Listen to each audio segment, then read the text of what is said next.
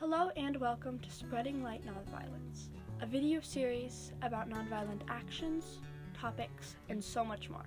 Here, we will talk about how to bring nonviolence into our lives and honor the nonviolent activists who have come before us. I'm Savanna Holden, working with Bene's Changemaker Youth Grants, and I hope you enjoy.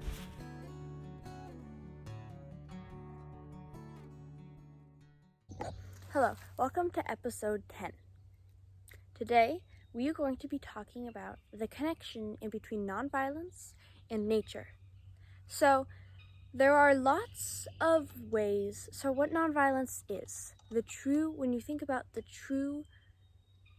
root of nonviolence, in whatever words you want to say it, it is love thy neighbor as thyself. And also another description is if you put your fists like this, it is constantly taking the blows, or violence is constantly taking the blows head on. And what nonviolence does is it takes the force and it diverts it in an unharmful path.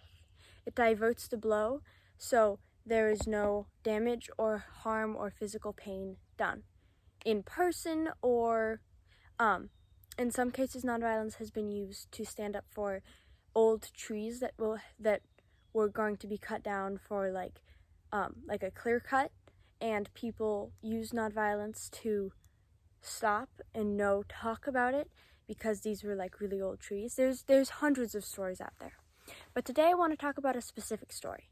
So I want to talk about Rivera's son. So she is an incredible nonviolent activist, but she is also an author, and so she has written many books, all really, really good nonviolent novels. One of her series is called the Ariara series, and the first book is The Way Between. And what it talks about is, so it's set in a fantasy land. And in this fantasy land, the story follows the storyline of a girl who discovers a czar.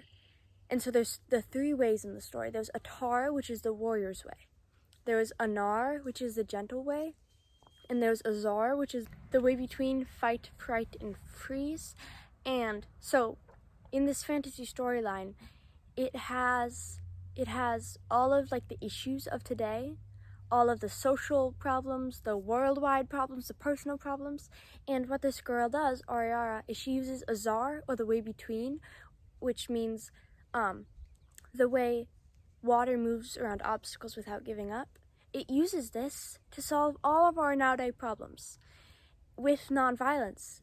And so one thing I wanted to link today is sometimes when people hear nonviolence, they're like, oh, those anti-violence people, and it's like kind of like a dismissive. And I wanted to bring up that nonviolence is one word, kind of like a tree, but there's birch trees and maple trees and pine trees and spruce trees, and they all have the same roots, but their branches are all slightly different. And so why I wanted to say this is because nonviolence is one word, but peaceful resistance, the way between, Azar, all of civil disobedience, all of these different names are for the same thing: love thy neighbor as thyself. And some of the words, like civil disobedience, is thought of in a very different, almost a different mindset than when you think of something like, when you think of the word like how water moves around rocks, because one seems political and one seems like, I don't want to say harmless, because all of nonviolence tries to be harmless, but nonviolence can also achieve great things.